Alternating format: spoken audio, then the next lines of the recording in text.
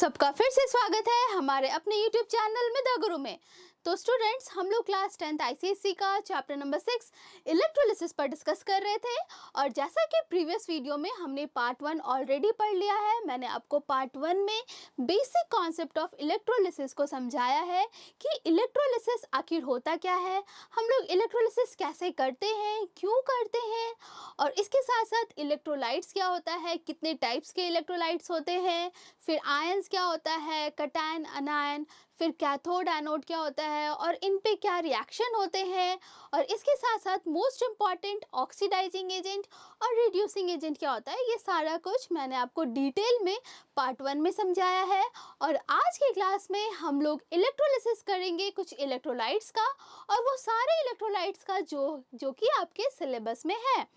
और इसके बाद हम लोग एप्लीकेशंस ऑफ इलेक्ट्रोलिसिस भी डिस्कस करेंगे आज कि इलेक्ट्रोलिसिस ठीक है हम लोग करा रहे हैं, बट इसका यूज़ कहाँ कहाँ पर कर सकते हैं हम। तो ये सारा कुछ हम लोग आज की क्लास में डिस्कस करेंगे। तो चलिए स्टार्ट करते हैं। तो सबसे पहले एग्जांपल्स ऑफ इलेक्ट्रोलिसिस, हम लोग कौन कौन से इलेक्ट्रोलाइट्स का इलेक्ट्रोलिसिस करेंगे आज, चलिए पहले ये जान लेते हैं।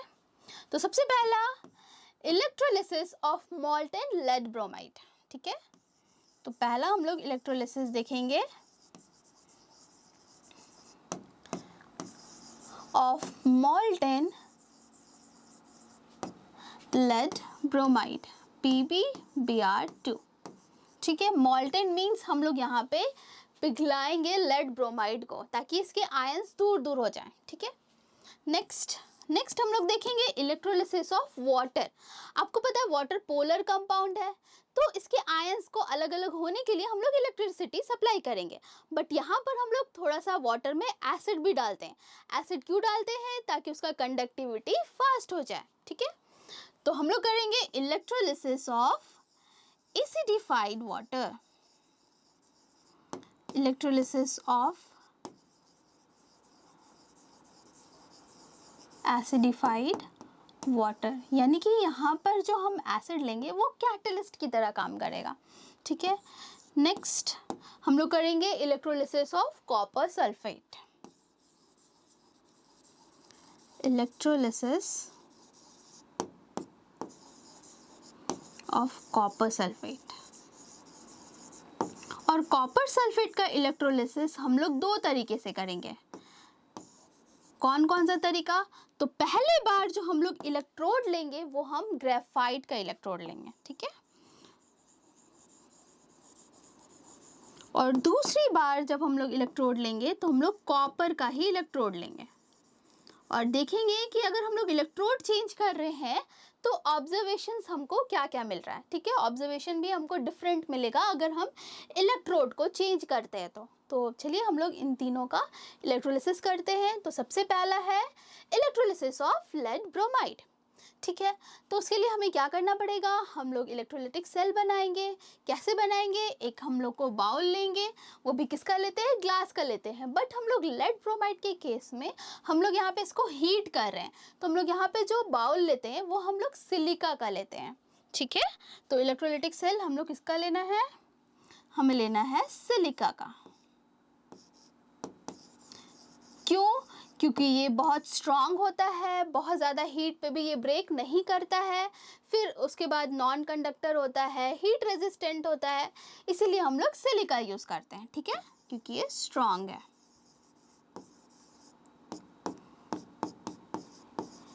हीट रेजिस्टेंट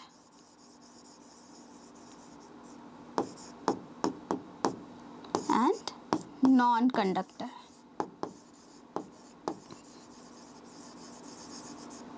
इस वजह से हम लोग सिलिका यूज़ करते हैं, ठीक है। नेक्स्ट इलेक्ट्रोलाइट हम लोग क्या लेंगे?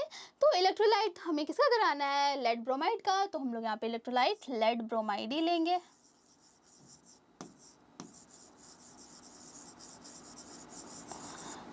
नेक्स्ट टेम्परेचर, तो टेम्परेचर हम लोग यहाँ पे लेते हैं melting point of lead bromide, जो कि होता है 380 डिग्री सेल्सियस। मीन्स इतना हीट तो हमें देना ही पड़ेगा। इसके बाद लेड ब्रोमाइड मेल्ट होगा, मीन्स आयंस दूर दूर होंगे, तो फर्दर हीट हम लोग करते रहेंगे, बट 380 डिग्री तक एटलीस्ट हमें टेम्परेचर देना पड़ेगा, ठीक है।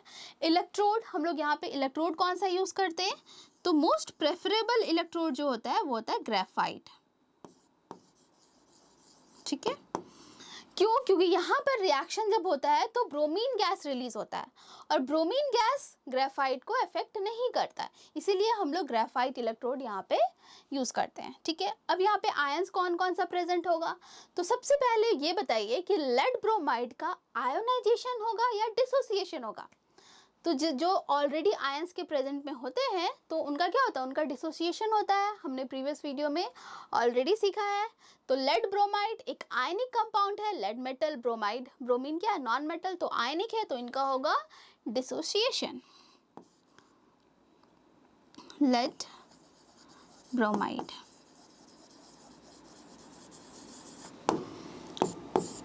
PbBr2 इसका डिसोसिएशन होगा और बनेगा Pb2 plus and 2Br minus. ठीक है, अब हमें क्या करना है? हम लोग यहाँ पे इलेक्ट्रोलाइट लेंगे लेड ब्रोमाइड का, इसको हीट करेंगे तो आयंस इसके दूर दूर हो जाएंगे। अब हम लोग यहाँ पे 2 ग्रेफाइट इलेक्ट्रोड लिए हैं, ठीक है, और इसको कनेक्ट कर दिए हैं बैटरी से। आपको पता है बैटरी का 2 टर्मिनल होता है, एक नेगेटिव और एक पॉजिटिव। ठीक है, अब जो इलेक्ट्रोड नेगेटिव वाले टर्मिनल से कनेक्टेड होता है उसे हम कहते हैं कैथोड। ठीक है, और कैथोड पर कौन सा रिएक्शन होता है? कैथोड पर हमेशा होता है रिडक्शन रिएक्शन, और रिडक्शन क्या होता है? गेन ऑफ इलेक्ट्रॉन, मतलब यहाँ पे इलेक्ट्रॉन का गेन होगा। ठीक है, अब जो बैटरी के पॉजिटिव टर्मिनल से इलेक्ट्रोड कनेक्टेड होता है उसे हम कहते हैं एनोड। ठीक है, और एनोड पर क्या रिएक्शन होता है? एनोड पर होता है ऑक्सीडेशन, और ऑक्सीडेशन क्या होता है? Loss of electron. ठीक है, अब हम लोग देखते हैं कि कैथोड और एनोड पर क्या रिएक्शन होगा। तो आपको पता है यहाँ पे सिर्फ 2 ही आयंस है, तो पॉजिटिव आयन किधर मूव करेगा? निगेटिव कैथोड के पास, क्योंकि कैथोड क्या है? निगेटिवली है चार्ज है, और ब्रोमाइड क्या है? निगेटिवली चार्ज है, तो ये किधर मूव करेगा? पॉजिटिव इलेक्ट्रोड की तरफ, मींस एनोड की तरफ। तो चलिए देखते हैं एनोड और कैथोड पर क्या रिएक्शन होगा। तो सबसे पहले देखते हैं रिएक्शन एट एनोड। ठीक है, उसके बाद देखेंगे रिएक्शन एट कैथोड। तो एक ट्रिक आपको याद रखना है, CR। CR क्या होता है? क्लास रिप्रेजेंटेटिव को अगर कोई बुला रहा है, CR आओ। ठीक है, तो आप लोग इस तरह से याद रख सकते हैं कि C फॉर कैथोड, कैथोड पर होता है रिडक्शन, ठीक है, और आओ A होता है एनोड, और एनोड पर क्या होता है? ऑक्सीडेशन। ठीक है, तो ये याद करने का तरीका है, आप लोग इस तरह से याद रख सकते हैं। अब आते हैं हम लोग रिएक्शन पर। तो एनोड पर क्या होता है? ऑक्सीडेशन, और ऑक्सीडेशन क्या है? Loss of electron, means electron का लॉस होगा। ठीक है, और एनोड कैसा इलेक्ट्रोड है? पॉजिटिवली चार्ज्ड इलेक्ट्रोड है, तो यहाँ पर कौन सा आयन मूव करेगा? निगेटिवली चार्ज्ड आयन मूव करेगा, और वो कौन सा है? Bromide ion. तो Br minus ion negative, means इसके पास इलेक्ट्रॉन एक एक्स्ट्रा है, तो ये अपना इलेक्ट्रॉन लूज करेगा कहाँ पर? एनोड पर। तो ये अपना इलेक्ट्रॉन लूज करके Br और इलेक्ट्रॉन माइनस। ठीक है, अब आपको पता है जितने भी हैलोजेंस होते हैं वो मॉलिक्यूल के फॉर्म में होता है, Br2 Cl2। तो एक ब्रोमीन तो अनस्टेबल है, तो एक और ब्रोमीन के साथ रिएक्ट कर कर क्या बना लेगा? Br2। ठीक है, अब 2 ब्रोमीन मिलके Br2 बना, यानी कि 2 Br चाहिए होगा। अब 2 Br कब मिलेगा? जब 2 ब्रोमाइड आयन गया होगा, और जब 2 ब्रोमाइड आयन होगा तो 2 इलेक्ट्रॉन लूज करेगा। जब एक लूज कर रहा है तो 2 ब्रोमाइड आयन 2 इलेक्ट्रॉन लूज करेगा। तो ये हो गया reaction at anode, means anode पर क्या होगा? ब्रोमीन गैस रिलीज होगा। कौन से कलर का? ब्राउन फ्यूम्स निकलेगा यहाँ पे। ठीक है,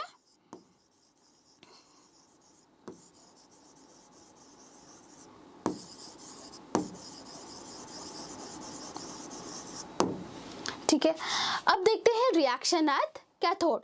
तो यहाँ पर क्या हो रहा है? एनोड पर 2 इलेक्ट्रॉन कौन दिया? ब्रोमाइड दिया। ठीक है, अब बैटरी का क्या काम होता है? ये इलेक्ट्रॉन को पुल करता है और इधर से पुल कर कर इधर रिलीज करता है। ठीक है। और आर्हेनियस थ्योरी के अकॉर्डिंग जितना इलेक्ट्रॉन एनोड पर लूज होगा उतना ही इलेक्ट्रॉन कैथोड पर कोई भी आयंस गेन करेगा, ठीक है। तो अब देखते हैं रिएक्शन एट कैथोड। तो कैथोड क्या है, निगेटिवली चार्ज्ड इलेक्ट्रोड है, तो यहाँ पर कौन सा आयन आएगा, पॉजिटिव आयन आएगा। पॉजिटिव आयन कौन सा है, तो लेड है। तो Pb2+, इसके पास 2 इलेक्ट्रॉन का कमी है, तो यहाँ पर 2 इलेक्ट्रॉन गेन करेगा लेड और बनेगा Pb। और इसका कलर क्या होता है, तो सिल्वरी ग्रे कलर का होता है। तो आपको कैथोड पर सिल्वर ग्रे कलर का डिपोजिशन दिखेगा, ठीक है। तो ये हो गया ऑब्जर्वेशन, 2 ऑब्जर्वेशन मिला एनोड पर और कैथोड पर। पहला चीज, एनोड पर क्या मिलेगा, ब्राउन कलर का फ्यूम्स निकलेगा ब्रोमीन गैस का, और कैथोड पर सिल्वर ग्रे मेटल लेड का डिपॉजिट होगा, ठीक है। आई होप ये क्लियर हो गया होगा। तो आइए देख लेते हैं ऑब्जर्वेशन क्या मिला। तो सबसे पहला reddish brown, dark brown colour का फ्यूम्स निकलेगा, कहाँ पर, एनोड पर। उसके बाद सिल्वरी ग्रे मेटल डिपॉजिट होगा कैथोड पर, ठीक है।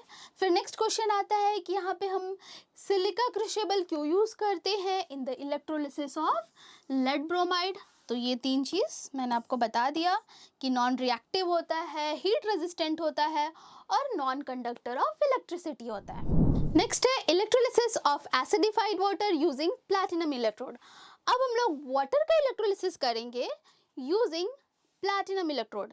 अब हमें वाटर का जब इलेक्ट्रोलिसिस करना है, तो वाटर अगर प्योर वाटर है तो इन जनरल ये अच्छा कंडक्टर नहीं होता इलेक्ट्रिसिटी का। तो कंडक्टिविटी बढ़ाने के लिए हम लोग कुछ अमाउंट एसिड इसमें ऐड करते हैं। तो एसिड यहाँ पर एक्ट करता है एज अ कैटलिस्ट, क्योंकि कैटलिस्ट का क्या काम होता है, वो स्पीड अप कर देता है रिएक्शन को, एक्टिवेशन एनर्जी को कम कर देता है ताकि रिएक्शन फास्ट हो जाए, ठीक है।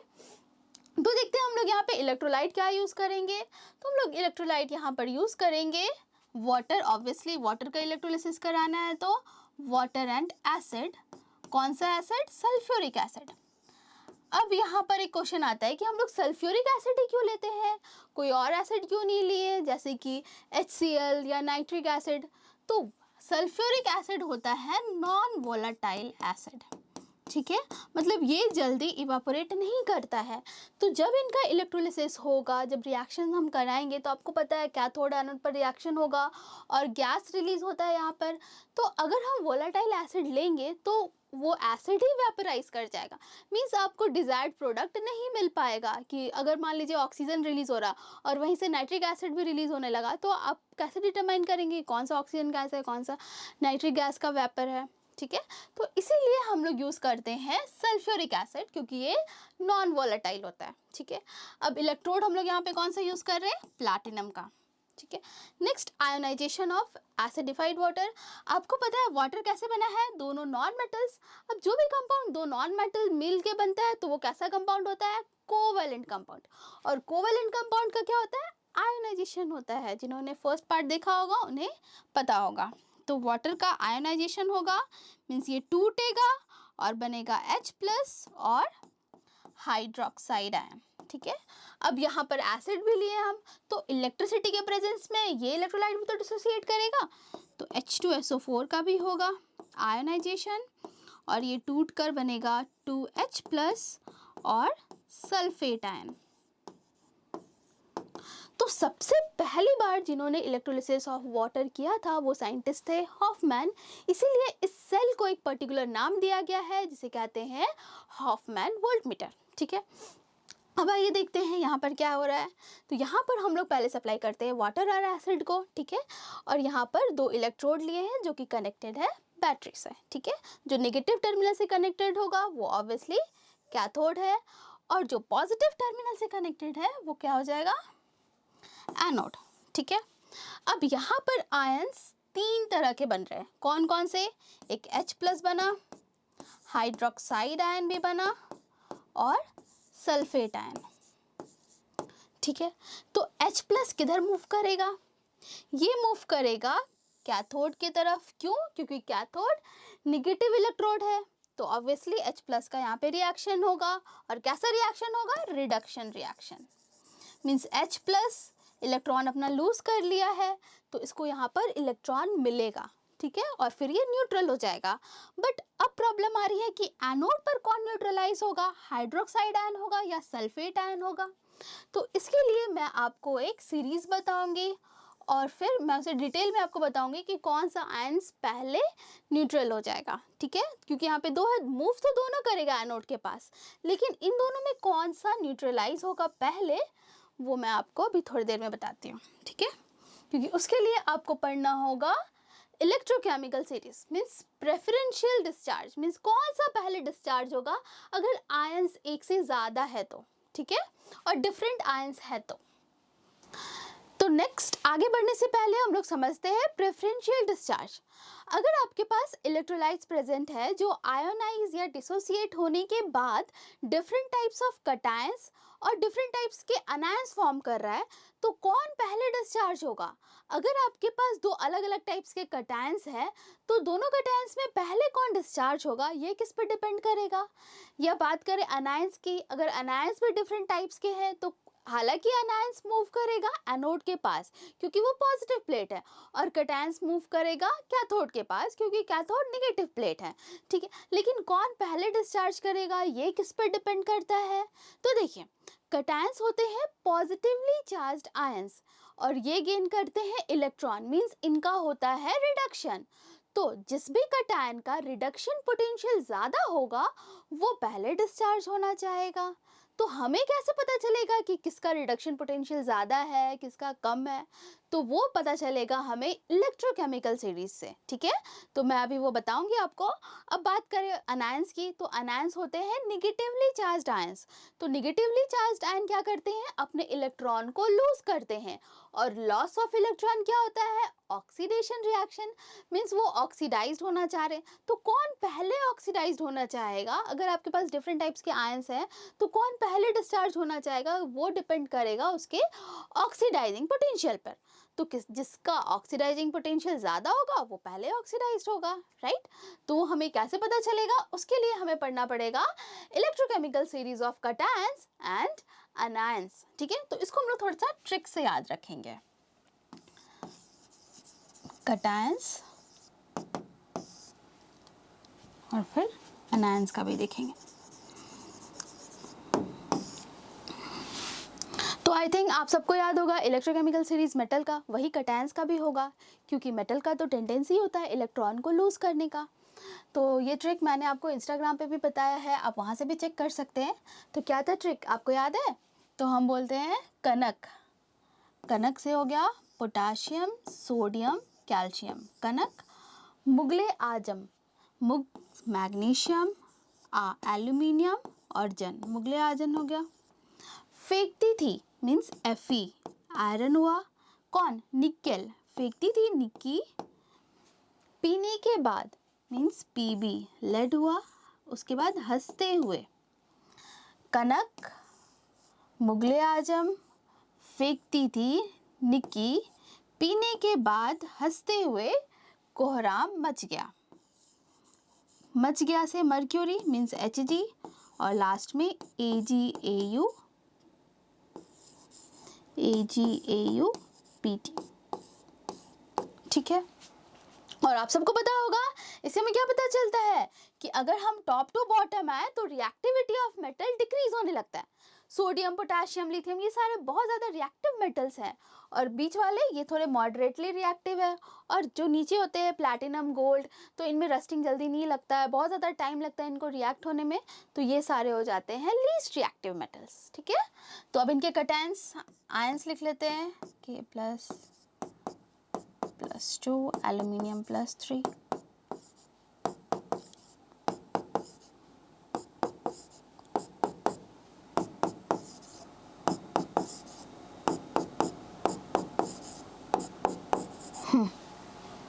तो देखिए इसको हम लोग 3 कैटेगरी में डिवाइड करते हैं, ठीक है।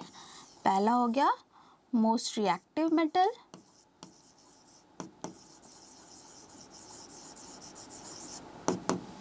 ठीक है। उसके बाद ये सारे होते हैं यहाँ तक मॉडरेटली रिएक्टिव,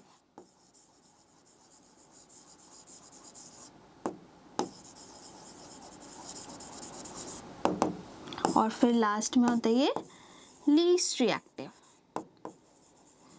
हमें कैसे पता चलेगा कि कौन सा पहले डिस्चार्ज होगा? लेट सपोज आपके पास आयंस जो प्रेजेंट है वो एल्यूमिनियम है और लेड है, ठीक है। इन दोनों के आयंस प्रेजेंट है, कटायन।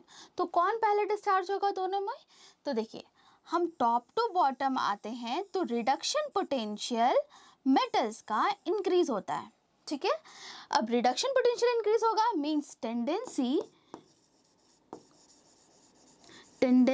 टू गेट डिस्चार्ज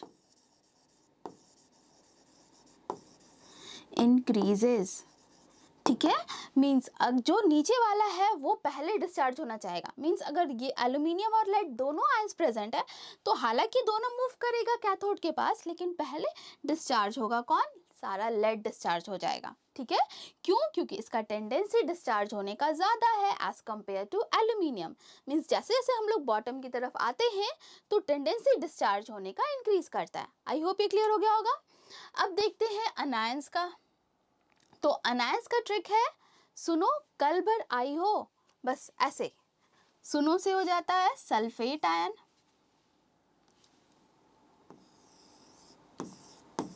सुनो नाइट्रेट आयन, कल भर क्लोराइड, भर ब्रोमाइड, आई हो,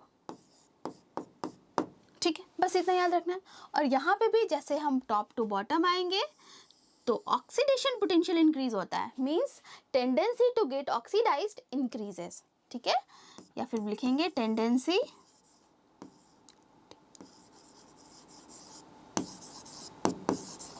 टू गेट डिस्चार्ज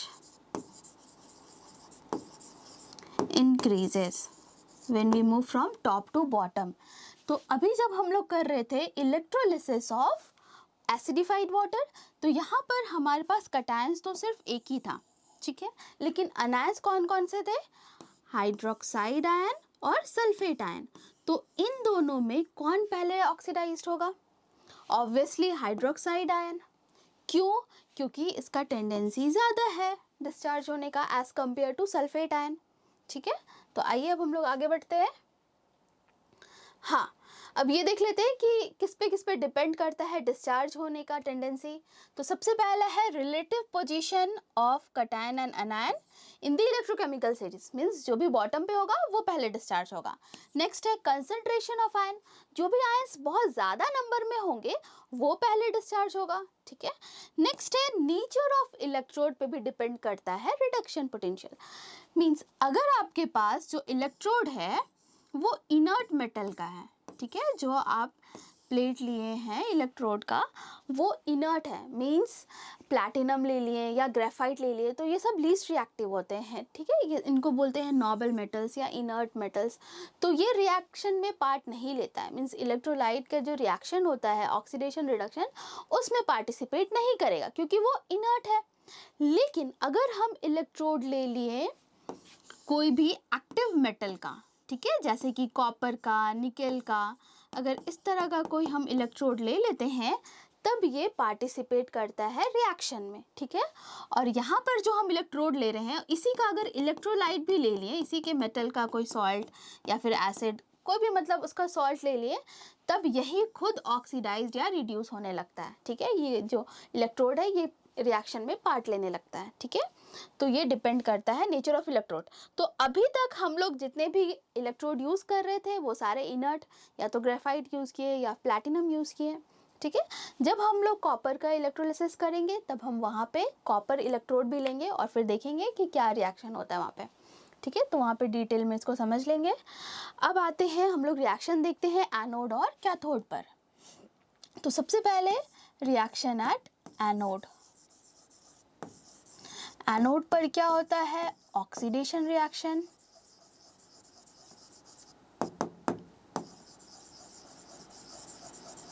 और ऑक्सीडेशन रिएक्शन क्या होता है? Loss of electron. तो कौन अपना इलेक्ट्रॉन को पहले लूज करेगा? तो हाइड्रोक्साइड आयन, क्योंकि इसका टेंडेंसी ज़्यादा है। तो हाइड्रोक्साइड आयन OH माइनस ये अपना एक इलेक्ट्रॉन को लूज करेगा और बनेगा OH, न्यूट्रल OH। अब आपको पता है ये OH बहुत अनस्टेबल है, तो एक और OH जो फॉर्म हो रहा होगा उसके साथ रिएक्ट करके क्या बनाएगा, वाटर और नेसेंट ऑक्सीजन। देखिए यहाँ से वाटर कैसे बनेगा, इसको आप ऐसे याद रख सकते हैं। तो H2O यहाँ से वाटर निकल गया और नेसेंट ऑक्सीजन। अब नेसेंट ऑक्सीजन भी बहुत ज़्यादा रिएक्टिव होता है, ऑक्सीजन तो हमेशा O2 के फॉर्म में स्टेबल होता है ना, तो ये नेसेंट ऑक्सीजन एक और ऑक्सीजन के साथ रिएक्ट करके ऑक्सीजन मॉलिक्यूल फॉर्म करेगा। मीन्स एनोड पर क्या फॉर्म होगा, ऑक्सीजन गैस रिलीज होगा।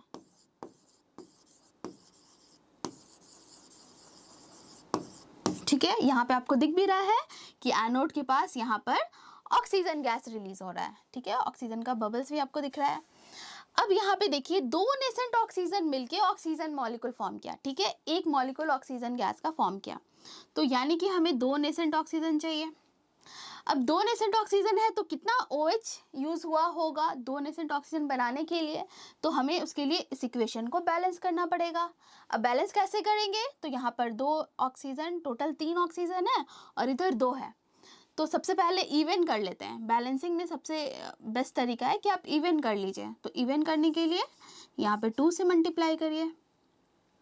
अब उसके बाद टोटल हो गया 4 ऑक्सीजन, यहाँ पर 2 है, तो सिंपली 2 से मल्टीप्लाई करेंगे, हाइड्रोजन भी 4। अब ये इक्वेशन बैलेंस्ड हो गया। तो यहाँ से आपको पता चल रहा है कि 4 OH मिलकर 2 नेसेंट ऑक्सीजन बनाया है, तो 4 OH की ज़रूरत होगी। तो 4 OH कब बनेगा, जब 4 हाइड्रोक्साइड आयन गया होगा। ठीक है, अब 4 हाइड्रोक्साइड आयन कितने इलेक्ट्रॉन लूज करेगा, तो एक हाइड्रोक्साइड आयन 1 इलेक्ट्रॉन लूज कर रहा था, तो 4 हाइड्रोक्साइड आयन 4 इलेक्ट्रॉन को लूज करेगा, राइट। तो ये हो गया, यहाँ पे प्रोडक्ट मिल गया ऑक्सीजन गैस। ठीक है, अब इक्वेशन बैलेंस्ड हो गया। अब देखते हैं second reaction at cathode. Cathode पर क्या रिएक्शन होगा, कैथोड पर होगा रिडक्शन रिएक्शन, और रिडक्शन रिएक्शन क्या होता है, gain of electron, electron gain करेगा। ठीक है, तो क्या था, कौन गेन करेगा, ऑब्वियसली एक ही कटायन है तो H+ गेन करेगा। ये इलेक्ट्रॉन गेन करके क्या बनेगा, हाइड्रोजन। और आपको पता है हाइड्रोजन हमेशा H2 के फॉर्म में स्टेबल होता है। ठीक है, तो ये एक और हाइड्रोजन से मिलके हाइड्रोजन गैस फॉर्म करेगा। कहाँ पर, एनोड पर, यानी कि एनोड पर हाइड्रोजन गैस रिलीज होगा। ठीक है, अब यहाँ पर 2 हाइड्रोजन मिलके H2 बना है, तो 2 हाइड्रोजन चाहिए। तो 2 हाइड्रोजन कब बनेगा, जब 2H+ आयन गया होगा, और 2H+ आयन को कितना इलेक्ट्रॉन चाहिए होगा, 2 इलेक्ट्रॉन। अब एक इम्पॉर्टेंट चीज, आर्हेनियस थ्योरी के अकॉर्डिंग जितना इलेक्ट्रॉन एनोड पर रिलीज होगा उतना ही इलेक्ट्रॉन कैथोड एक्सेप्ट करेगा, है ना। कैथोड पर जितना इलेक्ट्रॉन एनोड पर बैटरी पुल करेगा उतना ही इलेक्ट्रॉन कैथोड की तरफ रिलीज करेगा, राइट। तो यहाँ पर 4 इलेक्ट्रॉन आ रहा है, तो 4 इलेक्ट्रॉन कैसे मिलेगा, जब हम लोग इस इक्वेशन को 2 से मल्टीप्लाई करेंगे। ठीक है, 2 से मल्टीप्लाई करने का मतलब कि अगर मान लीजिए वाटर हम लिए हैं, एसिडिफाइड वाटर, और रिएक्शन होने के बाद अगर 1 वॉल्यूम ऑक्सीजन फॉर्म हो रहा है, तो उस सेम टाइम पर 2 वॉल्यूम हाइड्रोजन गैस रिलीज होगा। मीन्स अगर 1 ml ऑक्सीजन गैस रिलीज हो रहा है तो उसी टाइम पर 2 ml हाइड्रोजन गैस रिलीज होगा। क्यों, क्योंकि हम लोग यहाँ पे 2 से मल्टीप्लाई किए, तब ये इक्वेशन बैलेंस्ड हो रहा है, राइट। और यहाँ पे आपको दिखेगा भी कि यहाँ पर जो ऑक्सीजन गैस फॉर्म हो रहा है और यहाँ पे हाइड्रोजन गैस, तो ये डबल फॉर्म हो रहा है। ठीक है, इसको हम लोग ट्रिक से भी याद रख सकते हैं।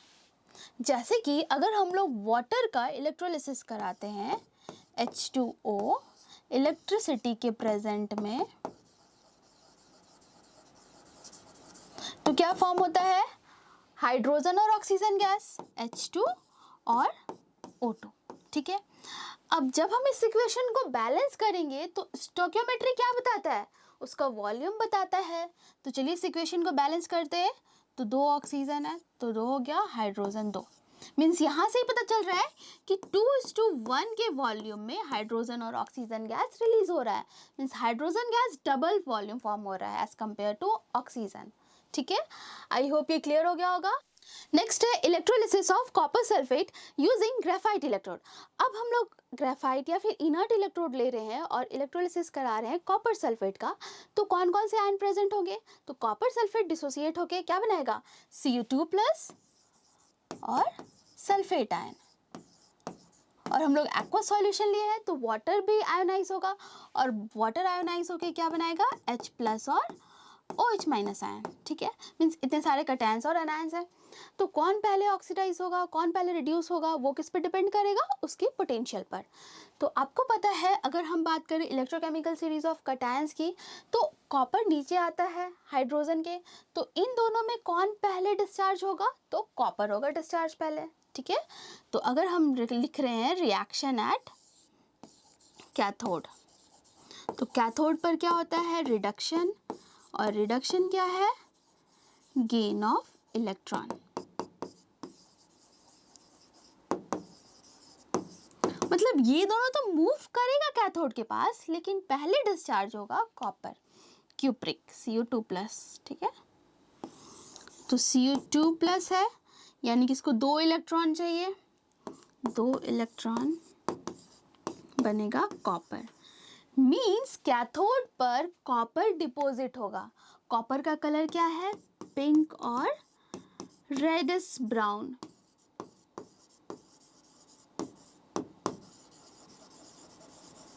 रेडिश ब्राउन कॉपर डिपॉजिट होगा। कहाँ पर डिपॉजिट होगा? तो कैथोड पर।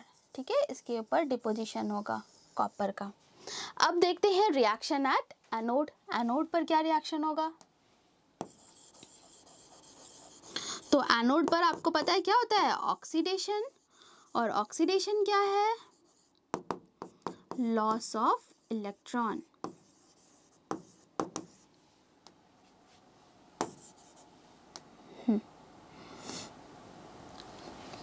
तो देखिए अब इन दोनों में कौन पहले डिस्चार्ज होगा? तो हमने देखा है OH माइनस नीचे आता है इलेक्ट्रोकेमिकल सीरीज में, तो OH डिस्चार्ज होगा। तो OH माइनस आयन, ये तो हमने पहले भी देखा, ये OH और एक इलेक्ट्रॉन को लूज करेगा। अब OH अनस्टेबल है तो एक और OH के साथ रिएक्ट करके बनाएगा वाटर और नेसेंट ऑक्सीजन। अब नेसेंट ऑक्सीजन भी बहुत रिएक्टिव होता है, तो एक और नेसेंट ऑक्सीजन के साथ रिएक्ट करके ऑक्सीजन गैस रिलीज होगा। अब बस इसको बैलेंस करना है। 4OH, 4 हाइड्रोक्साइड आयन और 4 इलेक्ट्रॉन रिलीज हुआ। मीन्स इस इक्वेशन को बैलेंस्ड भी करना है, क्योंकि जितना इलेक्ट्रॉन एनोड पर रिलीज हो रहा है उतना ही कैथोड पर वो पर्टिकुलर आयन उसको एक्सेप्ट करेगा। तो यहाँ पर इस इक्वेशन को हमें 2 से मल्टीप्लाई करना पड़ेगा। ठीक है, क्योंकि जितना इलेक्ट्रॉन लूज होगा उतना ही इलेक्ट्रॉन एक्सेप्ट भी करेगा पर्टिकुलर आयंस। तो हो गया। तो यहाँ पर क्या बन रहा है? एनोड पर ऑक्सीजन गैस रिलीज होगा। ठीक है, मीन्स आपको एनोड पर यहाँ पे बबल्स दिखेगा ऑक्सीजन गैस का। ठीक है, और यहाँ पर अगर आप इन्वर्टेड ट्यूब लगाएंगे तो यहाँ पे आप स्टोर कर सकते हैं ऑक्सीजन गैस को। और कैथोड पर क्या होगा? यहाँ पे डिपोजिशन होगा किसका? कॉपर का। और कौन से कलर का? तो रेडिश ब्राउन या पिंक कलर का डिपोजिशन होगा, डार्क पिंक। आई होप ये क्लियर हो गया होगा। अब इस जो भी इलेक्ट्रोलिसिस हुआ कॉपर सल्फेट का, इससे हमें ऑब्जर्वेशन क्या क्या मिल रहा है वो इम्पॉर्टेंट है। ऑब्जर्वेशन पूछता है एग्जाम में। तो सबसे पहला ऑब्जर्वेशन ये कि कैथोड का मास क्या होगा? इंक्रीज होगा, क्योंकि इस पे डिपोजिशन हो रहा है, तो मास जो पहले था वो अब ज्यादा होगा, है ना? तो mass of cathode increases.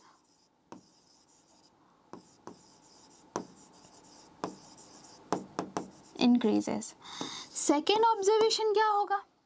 Second observation ये होगा कि जो एक्वा सॉल्यूशन है कॉपर सल्फेट का, इसका कलर क्या होता है? Blue colour. और ब्लू कलर किस रीजन से है? क्योंकि इस पे क्यूप्रिक आयन है, Cu2 प्लस है, इसी की वजह से कलर ब्लू है। अब कॉपर 2 प्लस पूरा का पूरा क्या हो रहा है? डिस्चार्ज हो गया। मीन्स अब यहाँ पे सॉल्यूशन में कॉपर 2 प्लस नहीं बचेगा धीरे धीरे। तो यहाँ पे आपको ऑब्जर्वेशन क्या मिलेगा कि ब्लू कलर फेड्स अवे, है ना? तो आप लिखेंगे द एक्वा सॉल्यूशन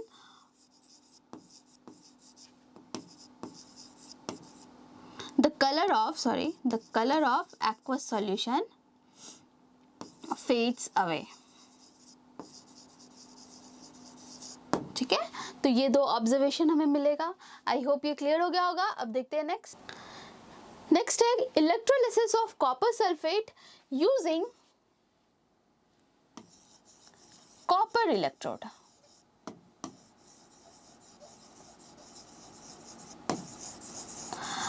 अब जब हम लोग इलेक्ट्रोड यहाँ पर चेंज कर दिए, बाकी सब चीज सेम है, बस इलेक्ट्रोड चेंज कर दिए, हम लोग कॉपर का ही प्लेट ले लिए, तब क्या रिएक्शन होगा?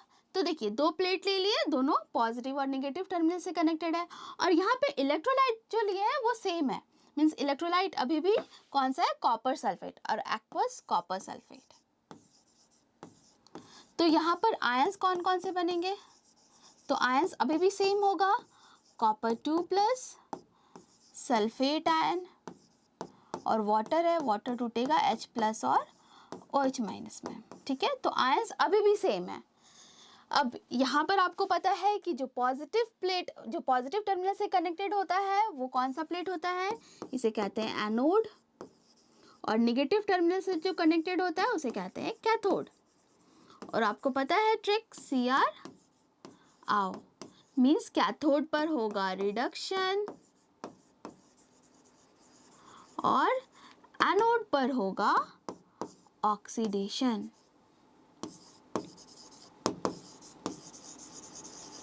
ठीक है, तो देखिए पॉजिटिव आयंस जो भी है ये तो मूव करेगा कैथोड के पास, और नेगेटिव आयंस मूव करेगा एनोड के पास, लेकिन ये दोनों, ये सारे डिस्चार्ज नहीं होंगे। क्यों? क्योंकि ये नेचर होता है इलेक्ट्रोड का। Due to the nature of electrode, ये यहाँ पर हमने एक्टिव मेटल्स लिया है, इसीलिए ये मेटल खुद ऑक्सीडाइज्ड हो जाएगा। मीन्स एनोड पर जो कॉपर है, कॉपर खुद ऑक्सीडाइज हो जाएगा, और ये नहीं होगा कि जो आयंस इसके पास गया वो डिस्चार्ज हुआ। ठीक है, तो एनोड पर क्या रिएक्शन होगा? Reaction at anode. और ये क्यों होता है? Due to nature of electrode, क्योंकि यहाँ पर हमने एक्टिव मेटल का इलेक्ट्रोड लिया है और उसी का इलेक्ट्रोलाइट भी है, इसलिए वो खुद रिएक्ट कर जाता है, वो खुद ऑक्सीडाइज हो जाएगा। तो एनोड पर कॉपर है तो कॉपर ऑक्सीडाइज्ड होगा, मीन्स ये इलेक्ट्रॉन को लूज करेगा और बनेगा क्यूप्रिक आयन। ठीक है, तो यहाँ पर बैटरी जो है दो इलेक्ट्रॉन को पुल कर रहा है, ठीक है, और इधर रिलीज करेगा दो इलेक्ट्रॉन को। अब क्यूप्रिक आयन कहाँ गया? क्यूप्रिक आयन आ गया एक्वस सॉल्यूशन में, और यहाँ पे ऑलरेडी क्यूप्रिक आयन है, बट यहाँ पर एक, अगर मान लीजिए एक मॉलिक्यूल या एक एटम टूटा तो एक क्यूप्रिक आयन बना। अब ये क्यूप्रिक आयन गया कहाँ पर? कैथोड के पास, और कैथोड पर क्या होगा? रिडक्शन होगा, मीन्स Cu2 प्लस कितना इलेक्ट्रॉन को एक्सेप्ट करेगा? दो इलेक्ट्रॉन आ रहा है, दो इलेक्ट्रॉन को एक्सेप्ट करके और कॉपर डिपॉजिट हो जाएगा कहाँ पर? कैथोड पर। तो आपको याद रखना है कि हमेशा डिपोजिशन जो है वो कैथोड पर ही होगा। ठीक है, तो यहाँ पर अगेन पिंक या रेडिश ब्राउन कलर का डिपोजिशन होगा कैथोड पर, और वो किसका होगा? कॉपर का। तो यहाँ पर पूछता है कि ऑब्जर्वेशन आपको क्या क्या मिला। तो यहाँ पे ऑब्जर्वेशन अलग मिलेगा हमको। सबसे पहला चीज जो कॉमन है कि mass of cathode will increase. पहला, मास ऑफ कैथोड इंक्रीजेस। दूसरा ऑब्जर्वेशन, एनोड से कॉपर टूट कर इस पे आ रहा है ना, इसके ऊपर डिपोजिशन हो रहा है, यानी कि एनोड का मास कम होने लगेगा, डिक्रीजेस। तो आप लिखेंगे मास ऑफ एनोड डिक्रीजेस। और एक और इम्पॉर्टेंट चीज़, यहाँ से जितने एटम्स टूट कर क्यूप्रिक आयन बन रहा है, इसी का डिपोजिशन हो रहा है यहाँ पर, यानी कि यहाँ पर जो ऑलरेडी प्रेजेंट क्यूप्रिक आयन थे वो तो कहीं नहीं गया है ना, यानी कि इस सॉल्यूशन का जो कलर है वो सेम रहेगा, मीन्स ब्लू कलर यहाँ पर फेड नहीं होगा। सो आप लिखेंगे the colour of aqueous solution remain same या रिमेन अनचेंज्ड।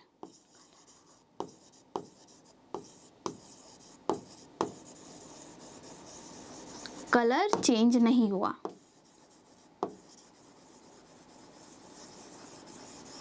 ये 3 ऑब्जर्वेशन आप लिख लेंगे, ये बोर्ड एग्जाम के लिए बहुत बहुत इम्पॉर्टेंट है, तो आप इसको नोट बना के लिख लेंगे, ठीक है। आई होप ये क्लियर हो गया होगा। अब देखते हैं नेक्स्ट है एप्लीकेशन ऑफ इलेक्ट्रोलिसिस। तो अभी तक हमने इलेक्ट्रोलिसिस बहुत सारे इलेक्ट्रोलाइट्स का देख लिया, लेड ब्रोमाइड का, वाटर का, कॉपर सल्फेट का using copper electrode and copper sulphate using inert electrode, ठीक है। तो अब हम जानते हैं कि इतने सारे इलेक्ट्रोलिसिस हम करा रहे हैं, ठीक है, हमें अलग अलग प्रोडक्ट मिल रही है, लेकिन इसका यूज़ कहाँ पर है? तो यूज़ होता है 3 जगह। मोस्ट इम्पॉर्टेंट सबसे पहला है इलेक्ट्रोप्लेटिंग विथ मेटल।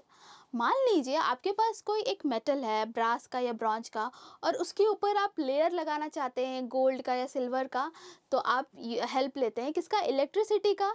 तो ये पहला एप्लीकेशन है कि आप इलेक्ट्रोप्लेटिंग करा रहे हैं किसी और मेटल का किसी और मेटल के सरफेस पर, ठीक है। और इसका यूज़ हम लोग कब करते हैं? जैसे कि हमें ऑर्नामेंट्स में डेकोरेशन करने के लिए, या फिर हम लोग किसी भी मेटल को कोरोजन से बचाने के लिए। जैसे कि आप सबको पता है कि आयरन में रस्टिंग लग जाता है, लेकिन हम लोग क्या करते हैं कि उसको रस्टिंग से बचाने के लिए आयरन के ऊपर हम लेयर लगाते हैं एक ऐसे मेटल्स का जो कि लेस रिएक्टिव हो एज़ कम्पेयर टू आयरन। जैसे कि निकल का लगा देंगे या जिंक का लगाते हैं या टिन का लगाते हैं, तो ये सारे कम रिएक्टिव होते हैं, तो इनमें कोरोजन नहीं लगता जल्दी, तो इसका लेयर लगा रहे हैं, तो हम लोग हेल्प लेते हैं किसका? इलेक्ट्रिसिटी का, और ये एप्लीकेशन है। नेक्स्ट है इलेक्ट्रो रिफाइनिंग ऑफ मेटल्स। जब हम लोग मेटल को एक्सट्रैक्ट करते हैं उसकी ओर से, तो एक्सट्रैक्शन प्रोसेस के बाद जो हमें मेटल्स मिलता है, उसे इम्प्योरिटीज़ ये सब रिमूव करने के बाद भी लास्ट प्रोसेस जो हम करते हैं वो हम करते हैं इलेक्ट्रो रिफाइनिंग।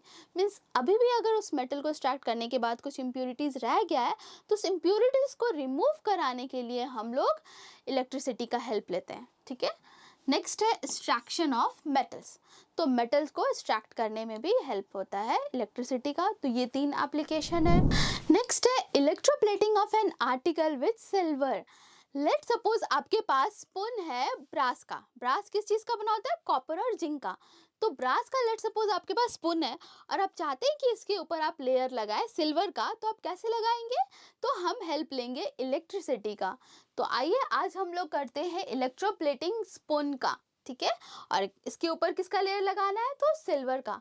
तो सबसे पहले जानते हैं इलेक्ट्रोप्लेटिंग होता क्या है, इसका definition.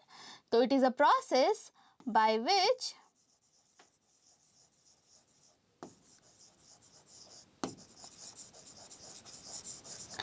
One metal thin layer is deposited over another metal. किसी मेटल के ऊपर थिन लेयर लगाना, यही प्रोसेस कहलाता है electroplating. Process by which one metal thin layer is deposited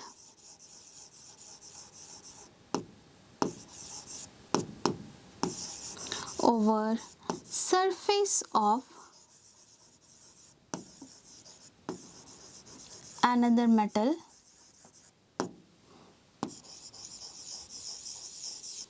is called as electroplating, ठीक है। तो इलेक्ट्रोप्लेटिंग क्या कहलाता है कि किसी मेटल के ऊपर किसी और मेटल का लेयर लगाना, ठीक है।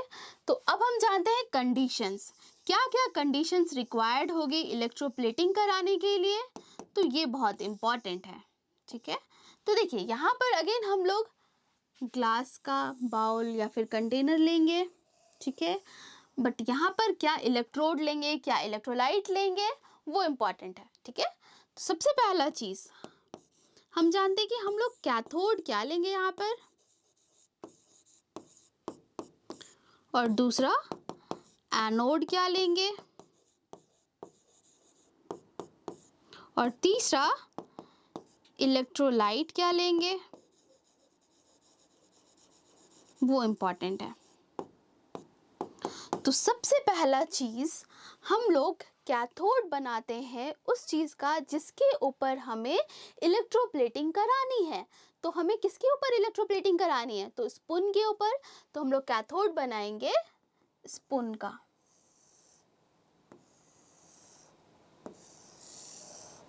ये हो गया कैथोड, ठीक है। फिर इसको वायर से कनेक्ट करेंगे, ये हो गया इसका नेगेटिव टर्मिनल और पॉजिटिव टर्मिनल। अब तो कैथोड हम लोग किसका बना रहे हैं, ऑन विच, जिस पर हमें इलेक्ट्रोप्लेटिंग करानी है, on which electroplating is to be done।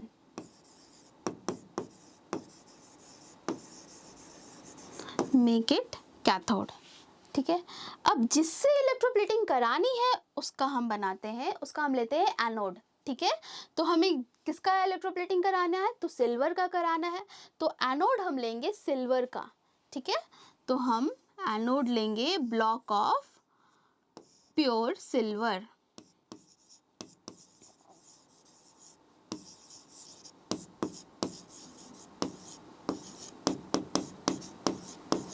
ठीक है, तो आप लिखेंगे with which electroplating has to be done, जिससे इलेक्ट्रोप्लेटिंग होगा उसका हम लेंगे anode. With which electroplating is to be done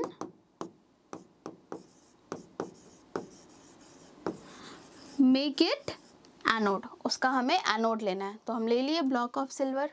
ठीक है, प्योर सिल्वर। अब इलेक्ट्रोलाइट हम क्या लेंगे यहाँ पर, वो इम्पोर्टेंट है।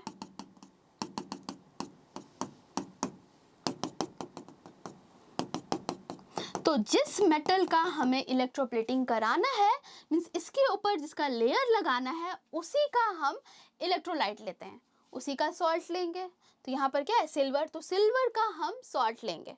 तो सिल्वर का सॉल्ट कौन सा लेंगे, तो सोडियम अर्जेंटोसाइनाइड हम लेते हैं ज़्यादातर, या फिर पोटाशियम अर्जेंटोसाइनाइड।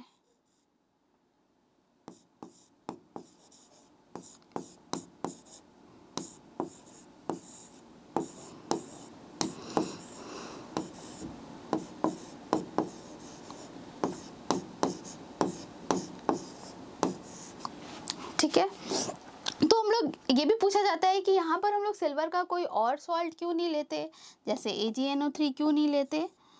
तो AgNO3 हम लोग इसीलिए नहीं लेते क्योंकि इसका डिसोसिएशन बहुत फास्ट होता है।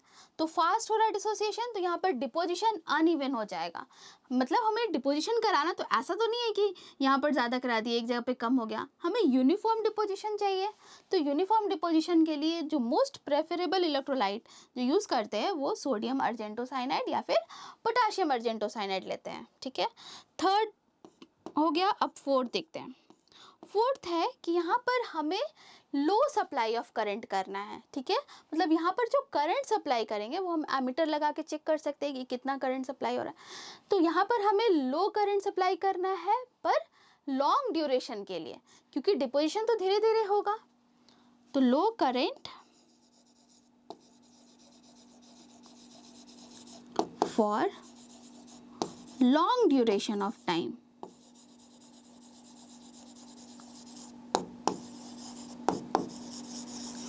अब करंट बहुत ज़्यादा हाई होगा तो डिपोजिशन अनइवन हो जाएगा, इस वजह से हम लोग लो करंट सप्लाई करते हैं। फिफ्थ है कि हम लोग डीसी करंट यूज़ करेंगे, एसी नहीं यूज़ करेंगे क्योंकि एसी में फ्लक्चुएशन होता है, अनइवन हो जाएगा डिपोजिशन, इसीलिए हम लोग डीसी करंट अप्लाई करते हैं। तो ये 5 कंडीशन बहुत ही ज़्यादा इम्पॉर्टेंट है, तो आप लिख लेंगे या फिर स्क्रीनशॉट ले लीजिए। अब देखते हैं कि रिएक्शन क्या होगा। तो सबसे पहले देखते हैं कि आयंस कौन कौन से फॉर्म हो रहे हैं। तो हमारे पास है इलेक्ट्रोलाइट, लेट सपोज हम लोग सोडियम अर्जेंटोसाइनाइड लिए हैं। तो ये डिसोसिएट होके क्या बनेगा, Na+, Ag+ और साइनाइड। ठीक है, तो इतने सारे आयंस प्रेजेंट है इस सॉल्यूशन में। तो अब क्या रिएक्शन होगा यहाँ पर, तो देखिए आपको मैंने बताया है कि ये नेचर होता है इलेक्ट्रोड का, कि जिस भी जो अगर हम इलेक्ट्रोड ऐसा ले रहे हैं जिसका हम इलेक्ट्रोलाइट भी लिए हैं, तो वो इलेक्ट्रोलाइट या वो आयंस डिस्चार्ज नहीं होगा, उससे पहले ये खुद ऑक्सीडाइज्ड हो जाएगा। ठीक है। तो यहाँ पर सिल्वर खुद ऑक्सीडाइज्ड होगा और टूटकर इसके आयंस आएंगे कहाँ पर, इस सोल्यूशन में, और इस सोल्यूशन से फिर जाएगा यहाँ पर और उस Ag+ का यहाँ पर होगा रिडक्शन, ठीक है, और यहाँ पर डिपोजिशन होने लगेगा। तो अब देखते हैं रिएक्शन एट एनोड। तो एनोड पर क्या रिएक्शन होगा, तो ये सिल्वर टूटकर एक एक करके टूटेगा, जैसे सिल्वर एक एटम है तो ये टूटकर बनेगा Ag+ और इलेक्ट्रॉन। एनोड पर हो गया लॉस, इलेक्ट्रॉन का लॉस हुआ, मीन्स यहाँ पर ये जो बैटरी है इस तरफ से एक इलेक्ट्रॉन को क्या करेगा, पुल करेगा और इधर रिलीज करेगा एक ही इलेक्ट्रॉन को, ठीक है, एक टाइम पर। तो यहाँ पर Ag+ आ गया कहाँ पर, इस सोल्यूशन में, और पहले से तो था यहाँ पे Ag+ है, Na+ है, साइनाइड नेगेटिव आयन है। तो यहाँ पर ये जब Ag+ आया तो ये Ag+ गया कहाँ पर, इस कैथोड पर। तो कैथोड पर क्या होगा, रिडक्शन। रिडक्शन क्या होता है, गेन ऑफ इलेक्ट्रॉन। तो Ag+ एक इलेक्ट्रॉन को गेन करेगा और बनेगा Ag। मीन्स सिल्वर का डिपोजिशन होगा कहाँ पर, इस स्पून में, ब्रास के स्पून में। तो धीरे धीरे डिपोजिशन होने लगेगा, ठीक है। अब ये जो डिपोजिशन हो रहा है इसका थिकनेस डिपेंड करेगा कि कितने टाइम तक आप करंट को सप्लाई कर रहे हैं, ठीक है। जितना ज़्यादा देर तक करंट सप्लाई करेंगे उतना ज़्यादा डिपोजिशन होगा, उतना ज़्यादा थिक डिपोजिशन होगा। तो ये था इलेक्ट्रोप्लेटिंग। किसका इलेक्ट्रोप्लेटिंग कराया हम लोग, तो स्पून का कराया, और वो स्पून किस चीज़ का बना हुआ था, ब्रास का, और इसके ऊपर हम लेयर किसका लगाए, सिल्वर का, ठीक है। आई होप ये क्लियर हो गया होगा। नेक्स्ट है electroplating of an article with nickel. अब हमें इलेक्ट्रोप्लेटिंग कराना है किसका, निकेल का, मीन्स निकेल का हमें इलेक्ट्रोप्लेटिंग कराना है, लेकिन किस पर कराना है। तो लेट सपोज हम लोग यहाँ पर स्टील लिया गया है सीजर का, बट लेट सपोज हमारे पास ब्लॉक ऑफ आयरन है, ठीक है, लेट सपोज ये आयरन है। अब हमें आयरन के ऊपर अगर डिपोजिशन कराना हो निकेल का तो हम कैसे कराएंगे, तो अगेन सेम कंडीशंस, हम लोग कैथोड किसका लेंगे, आयरन का लेंगे, क्योंकि जिसके ऊपर हमें इलेक्ट्रोप्लेटिंग कराना है उसे हम कैथोड लेते हैं, और जिससे इलेक्ट्रोप्लेटिंग कराना होता है उसका हम एनोड लेते हैं, ठीक है। तो यहाँ पर एनोड हम लिए हैं निकेल का और कैथोड लिए हैं आयरन का, ठीक है। तो अब देखते हैं आयंस कौन कौन से फॉर्म होंगे, इलेक्ट्रोलाइट क्या लेंगे। तो इलेक्ट्रोलाइट किसका लेंगे, तो मैंने आपको बताया जिस मेटल का इलेक्ट्रोप्लेटिंग कराना है उसका हमें सॉल्ट लेना पड़ेगा, उसका हम इलेक्ट्रोलाइट लेंगे। तो निकेल का इलेक्ट्रोप्लेटिंग कराना है तो निकेल का salt, let suppose nickel sulphate NiSO4, तो ये डिसोसिएट होगा Ni2+ और सल्फेट आयन, ठीक है। मीन्स यहाँ पर सॉल्यूशन में आयंस होंगे Na+ और Ni2+ और सल्फेट आयन, ठीक है। अब क्या होगा रिएक्शन एनोड और कैथोड पर, reaction at anode, reaction at cathode. I think अब आपको अच्छे से समझ में आ रहा होगा और ये अब आप खुद से भी लिख सकते हैं।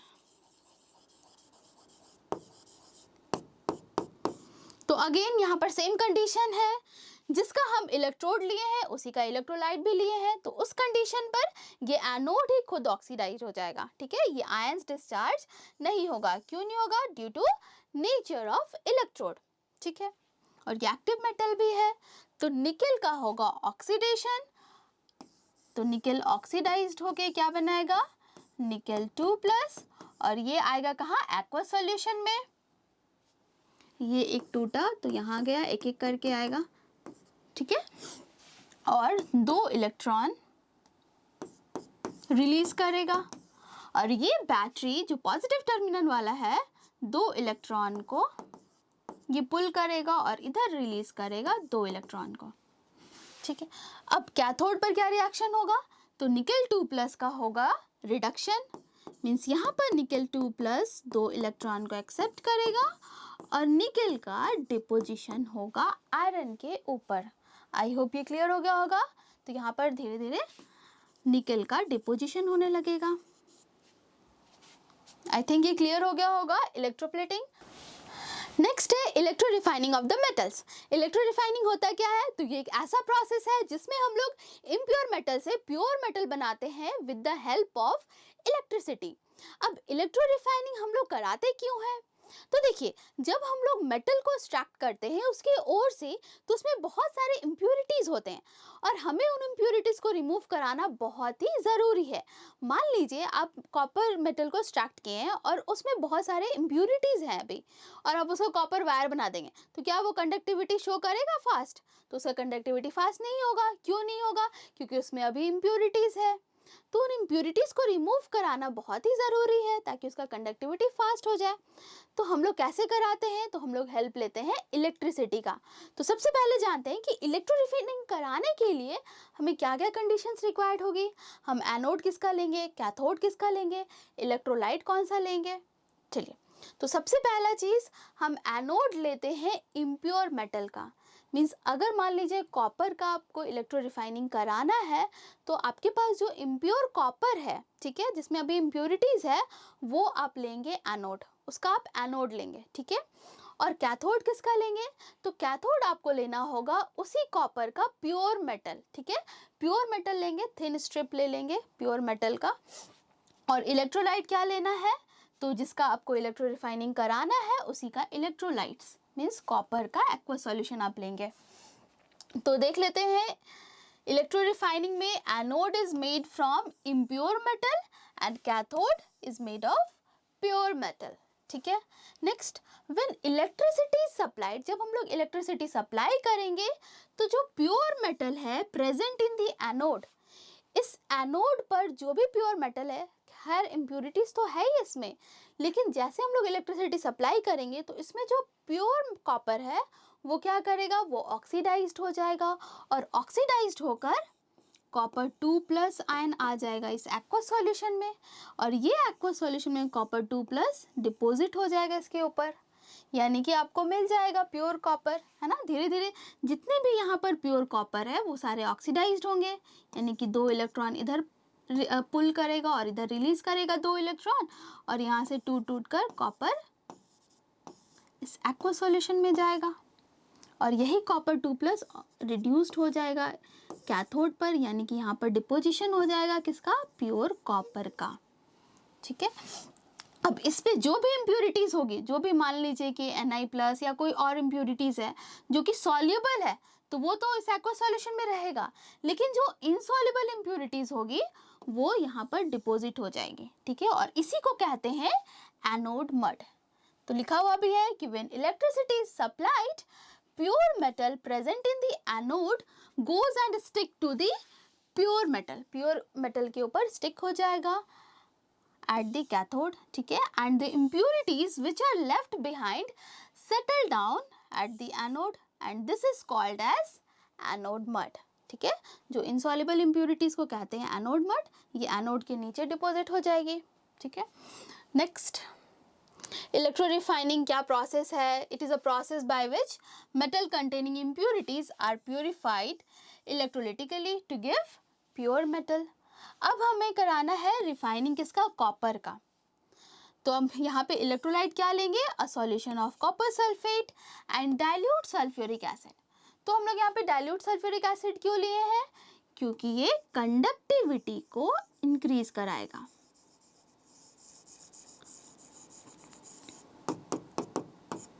ठीक है, ये एज अ कैटलिस्ट काम कर रहा है। अब कैथोड, कैथोड हम लोग लेंगे thin strip of pure copper और एनोड लेंगे इम्प्योर कॉपर, ठीक है। तो देखिए हम लोग क्या क्या रिएक्शन होगा एनोड और कैथोड पर, यह आता है एग्जाम में, तो आप क्या लिखेंगे, reaction at anode and reaction at cathode. देखिए एनोड पर जितने भी, जब हम लोग इस यहाँ पे इलेक्ट्रोलाइट ले लिए, कैथोड एनोड ले लिए और उस यहाँ पर इलेक्ट्रिसिटी सप्लाई करेंगे, तब क्या होगा, केमिकल रिएक्शन होगा, एनोड पर होगा ऑक्सीडेशन रिएक्शन, और ऑक्सीडेशन क्या होता है अब तो बताना नहीं पड़ेगा, लॉस ऑफ इलेक्ट्रॉन, और कैथोड पर होता है रिडक्शन, और रिडक्शन होता है गेन ऑफ इलेक्ट्रॉन। ठीक है, तो एनोड पर जैसे हम इलेक्ट्रिसिटी सप्लाई करेंगे तो एनोड पर जो भी प्रेजेंट प्योर कॉपर है उनका होगा ऑक्सीडेशन, वो ऑक्सीडाइज्ड हो जाएंगे, कॉपर 2+ और 2 इलेक्ट्रॉन। मीन्स बैटरी 2 इलेक्ट्रॉन को पुल करेगा और इधर रिलीज करेगा 2 इलेक्ट्रॉन।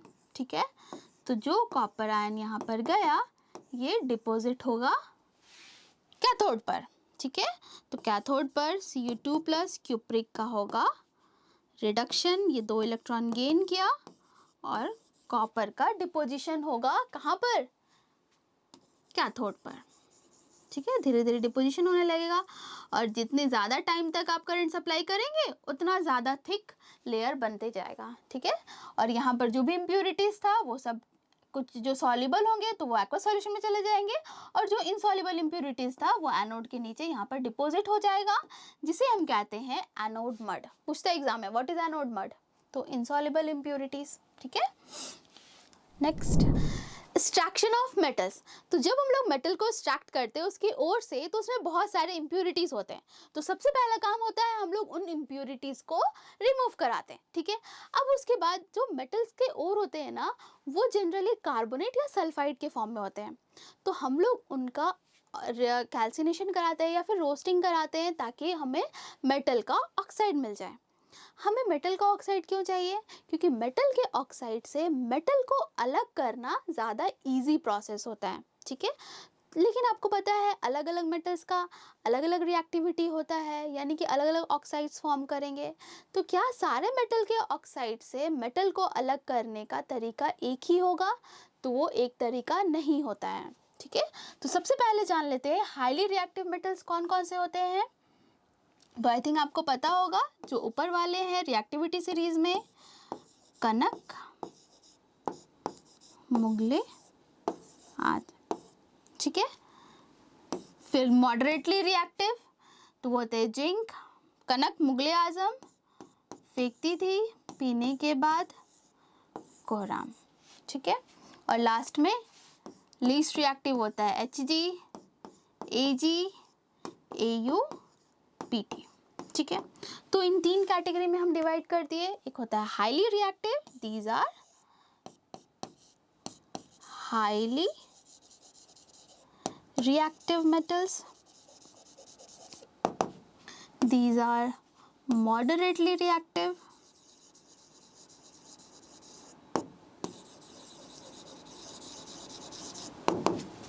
और ये होते हैं least reactive। तो जब इनके ऑक्साइड्स फॉर्म होंगे तो क्या फॉर्मूला होगा, K2O, Na2O, CaO, MgO, Al2O3, ZnO, Fe2O3, PbO, HgO, silver 1 होता है तो Hg2O, फिर Al2O3O2। ठीक है, तो इन सब के ऑक्साइड हम बना दिए। तो इन सब के ऑक्साइड्स को मेटल को हमें अलग करना है और ऑक्सीजन को अलग करना है, तो इसको अलग करने के लिए हम लोग अलग अलग मेथड यूज़ करते हैं।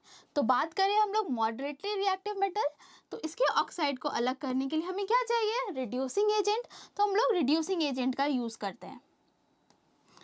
ठीक है, कार्बन मोनोऑक्साइड या फिर H2 या फिर कार्बन।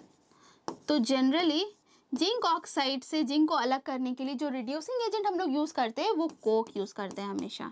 ठीक है, बाकी सब में कार्बन मोनोऑक्साइड भी रिड्यूसिंग एजेंट है, H2 भी है, कार्बन तो है ही। तो यहाँ से जिंक अलग हो जाता है और कार्बन मोनोऑक्साइड, यहाँ पर क्या हो जाएगा, CO2 फॉर्म हो जाएगा, आयरन अलग हो जाएगा। ठीक है, तो हम लोग जो भी मॉडरेटली रिएक्टिव मेटल्स होते हैं उनके ऑक्साइड से मेटल को अलग करने के लिए हम लोग यूज़ करते हैं रिड्यूसिंग एजेंट का। ठीक है, नॉर्मल रिड्यूसिंग एजेंट यूज़ करेंगे तो जिंक जो मेटल है वो अलग हो जाएगा। लेकिन जो भी लीस्ट रिएक्टिव मेटल्स होते हैं ना, उनके ऑक्साइड से मेटल को अलग करने के लिए हम लोग सिंपली हीटिंग करते हैं। सिंपली हीट अगर करेंगे तो सिल्वर मर्क्यूरी अलग हो गया, यहाँ से सिल्वर अलग हो जाएगा, ठीक है। लेकिन जो भी मेटल्स बहुत ज़्यादा रिएक्टिव मेटल्स होते हैं तो उनके ऑक्साइड से मेटल को अलग करने के लिए नॉर्मल रिड्यूसिंग एजेंट या हीटिंग से अलग नहीं हो सकता। तो हम लोग यहाँ पर क्या करते हैं, हम लोग यहाँ पर इलेक्ट्रिसिटी का हेल्प लेते हैं। ठीक है, मीन्स कैथोड एनोड लेंगे, इलेक्ट्रोलाइट लेंगे और उसके बाद रिएक्शन कराते हैं, तब जाकर मेटल और ऑक्सीजन अलग अलग हो जाता है। ठीक है, तो हम लोग यहाँ पर क्या यूज़ कर रहे हैं, इलेक्ट्रिसिटी। तो ये भी एप्लीकेशन है एक्सट्रैक्शन ऑफ मेटल्स। ठीक है, किसका एप्लीकेशन है, इलेक्ट्रोलिसिस का। आई होप ये क्लियर हो गया होगा। तो आज का क्लास यहीं ख़त्म करते हैं। आई होप आपको बहुत ही अच्छे से समझ में आया होगा इलेक्ट्रोलिसिस चैप्टर, और ये एग्ज़ाम पॉइंट ऑफ व्यू से भी बहुत इम्पॉर्टेंट है। तो स्टूडेंट्स, अगर अभी तक आपने मिधा गुरु को लाइक, शेयर और सब्सक्राइब नहीं किया है तो अभी लाइक करें, सब्सक्राइब करें और अपने दोस्तों के साथ ज़्यादा से ज़्यादा शेयर करें ताकि उन्हें भी हेल्प हो जाए। और हाँ, बेल आइकन को भी हिट करना बिल्कुल भी ना भूलें। अब मिलते हैं नेक्स्ट वीडियो में, तब तक के लिए बाय बाय।